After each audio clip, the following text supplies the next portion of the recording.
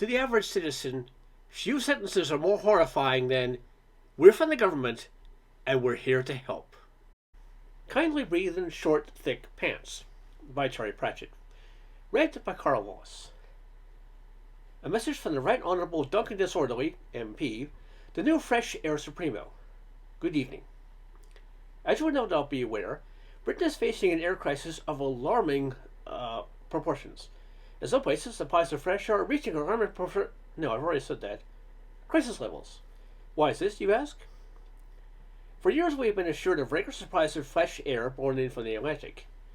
Unfortunately, the demand is exceeding supply. More people insist on breathing, which means less air for everyone else.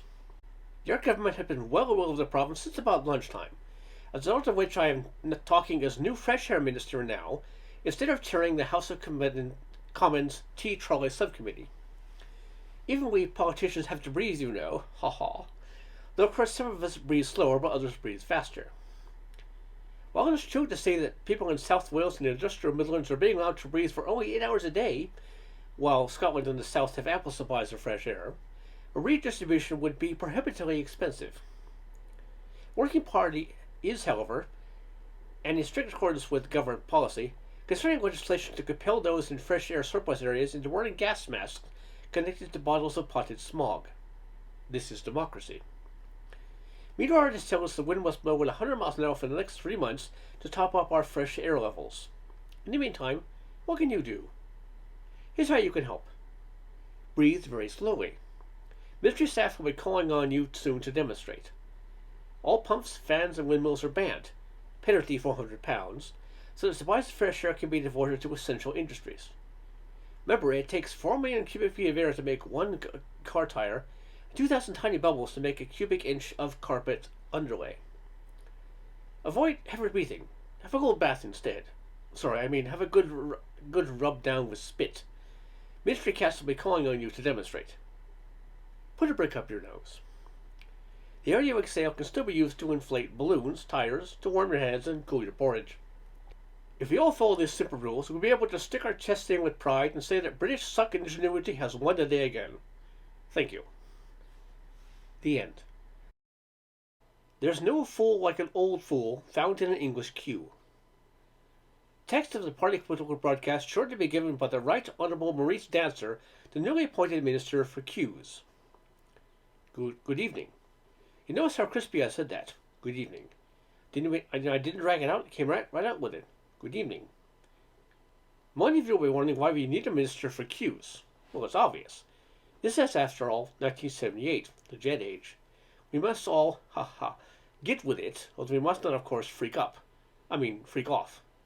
Out. Lose our heads. It's come to notice of your vigilant government that many people today, in this country of ours, are too slow in queues.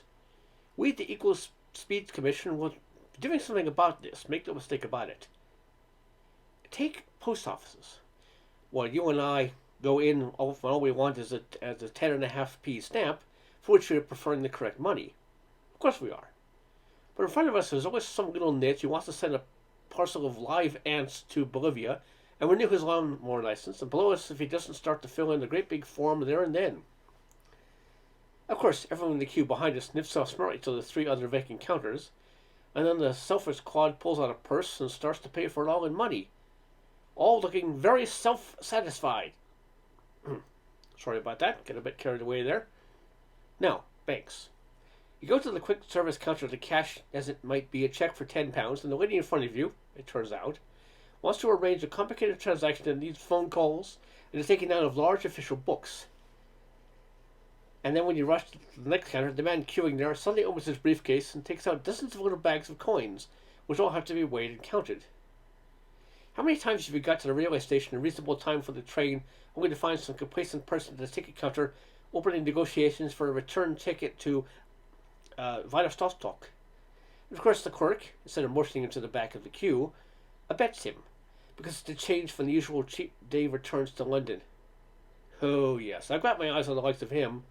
He's the sort who whips into a garage forecourt bumper ahead of me and fills his cart up very slowly from the one available pump. I mean, you know you can make those self-service pumps shoot a petrol up a gallon every 10 seconds, but not this chap. Oh no. He fidgets with the trigger just in case it runs away with him. And then when you're waiting to pay, he takes his checkbook very slowly and asks the man what the date is, and then says, "By the way, sorry to be a nuisance.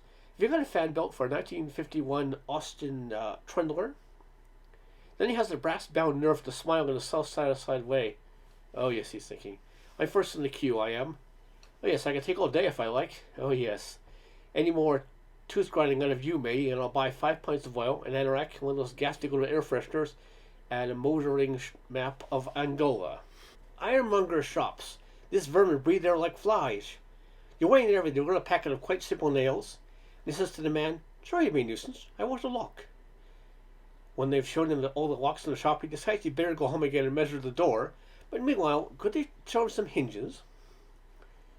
In the past, if he were to seize the length of, as it might be, 22mm copper piping from the counter and batter him with it, an antiquated legal system would have dealt severely with you. Not anymore. From now on, unless they are a registered old age pensioner, you will be able to give these people what they richly deserve, and they better not go and moan to anyone. That'll teach 'em. What's the good of being in power unless you use it? That's what I say. God, I hate these people. The hours I spent standing behind women who open their shopping bags to open another bag, to open their handbag, to find their purse, to find the money to pay. Are you going to be all night? Get a simple news bulletin here and you've been going on for 20 minutes. Thank you. Good evening. The end.